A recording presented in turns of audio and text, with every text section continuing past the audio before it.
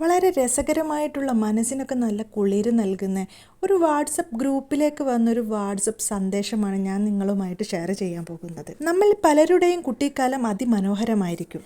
പലർക്കും ഓർത്തെടുക്കാൻ പല പല നല്ല നല്ല ഓർമ്മകളും ഉണ്ടാകും. പണ്ടത്തെ ഓണം, പണ്ടത്തെ റംസാൻ, പണ്ടത്തെ പെരുന്നാൾ, പണ്ടത്തെ ആഘോഷങ്ങൾ, പണ്ടത്തെ കുട്ടിക്കാലം എന്നിങ്ങനെ നീണ്ടുപോകുന്ന കുളിരോർമ്മകൾ.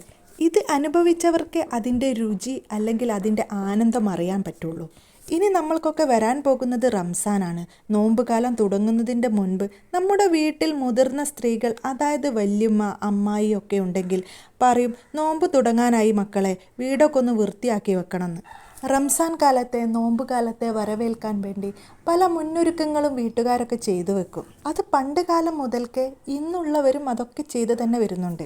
പക്ഷേ ആധുനിക യുഗത്തിൽ കാലം മാറിയതോടുകൂടി തന്നെ കോലവും മാറി എന്ന് പറയും പോലെ അവരുടെ അവസ്ഥകളും മാറി, സാഹചര്യങ്ങളും മാറി. എന്തൊക്കെ തന്നെ മാറിയെന്ന് പറഞ്ഞാലും ചില ഉമ്മമാർക്ക് ആ ഒരു കാലഘട്ടത്തിൽ നിന്ന് തിരിച്ചു വരാൻ കഴിഞ്ഞിട്ടില്ല. അങ്ങനെയുള്ള ഒരു ഉമ്മയുടെ ഒരു വാട്സപ്പ് വോയിസ് ഞാൻ നിങ്ങളെ കേൾപ്പിക്കാം. എൻ്റെ ബേക്കിലെവിടോ പാറോത്താൻ്റെ ഒമ്പുണ്ടോളോ, രണ്ടും ഒമ്പ് കിട്ടിയാ ചെരയും പാലയും ഒക്കെ ഒന്ന് തേച്ച് വെക്കാതിന് മെറാത്രമല്ലേ വരുന്നേ. പിന്നെ പന്തേത്ത വർത്താനം, നിങ്ങളെ ചെരയും പാലയും ഒക്കെ തേച്ചിരിക്കോ. പിന്നെ പാറോത്തല കിട്ടാനില്ല മക്കളോ. ഞാനൊക്കെ ഒക്കെയും കൊണ്ട് മേലേ കണ്ടത്ത് പോയി ആയിരുന്നു അതിരുമെന്ന് വിണ്ടി പറഞ്ഞ വീട് എന്തൊക്കെ കളിച്ച അങ്ങനെ ഒരു കൊമ്പ് കിട്ടി. അങ്ങനെ ചെരയും പാലയൊക്കെ തേച്ചക്കാലാ തേച്ച് കണ്ടിയ പരയും ചെറിയൊന്നും ഇപ്പം ഇല്ല. പാറൂത്തിന് പോയി കണ്ട് വീഴാനും നിൽക്കണ്ട. അപ്പം നല്ല കമ്പിച്ചേരി വാങ്ങാൻ കിട്ടുമല്ലോ. പിന്നെ എന്തിനാ അങ്ങനെ ബുദ്ധിമുട്ടുന്നത്? 10 ഉറുപ്പ്യ എടുത്താൽ കിട്ടുന്ന സാധനമല്ലേ. പിന്നെ അതിൽമെന്ന് ഉരുണ്ട് എറിഞ്ഞ് വീണും കണ്ട് അതിന് കെട്ടിക്കാൻ നടക്കണോ? വളരെ രസകരമായിട്ടുള്ളതും അതേപോലെ തന്നെ കൗതുകം ഉണ്ടാക്കുന്നതുമായിട്ടുള്ളൊരു വോയിസാണിത്.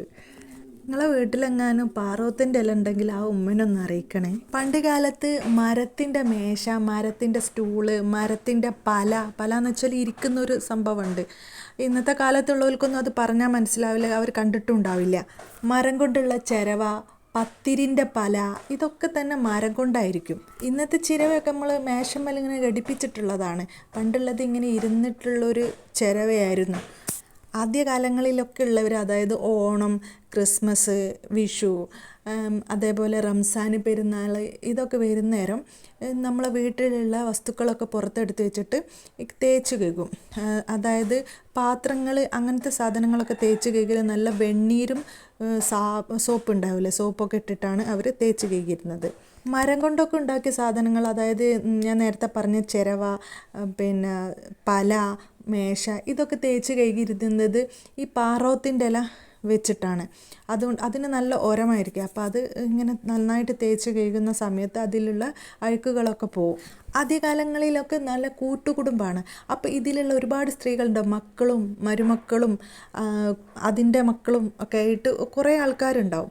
അപ്പോൾ കുറേ സ്ത്രീകൾ ഒരുമിച്ച് കൂടി ഇരുന്നിട്ടാണ് ഈ പണികളൊക്കെ ചെയ്യുക. ചിലപ്പം ഈ തോട്ടിൻ്റെ വക്കിലൊക്കെ പോയിരുന്നിട്ടായിരിക്കും ഇങ്ങനെയൊക്കെ കാര്യങ്ങളൊക്കെ ചെയ്യുക. കഥകളൊക്കെ പറഞ്ഞ്, കളിച്ചിരികളൊക്കെ പറഞ്ഞ്, അതേപോലെ തന്നെ പാട്ടുകളൊക്കെ പാടിയാണ് ഇവർ ഈ പണികളൊക്കെ ചെയ്തു തീർക്കുക.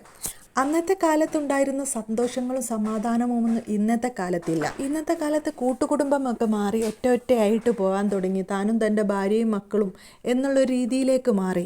ഒരുപാട് ആധുനിക സൗകര്യങ്ങളും സമ്പ്രദായങ്ങളും വന്നു. പക്ഷേ പണ്ടത്തെ കാലത്ത് കിട്ടിയിരുന്ന ആ സന്തോഷവും സമാധാനവും ഒന്നും ഇന്ന് ആർക്കുമില്ല. അങ്ങനെ ഒരു കാലഘട്ടത്തിൽ ജീവിച്ചവർ ഭാഗ്യവാന്മാരാണെന്നേ പറയാനുള്ളൂ.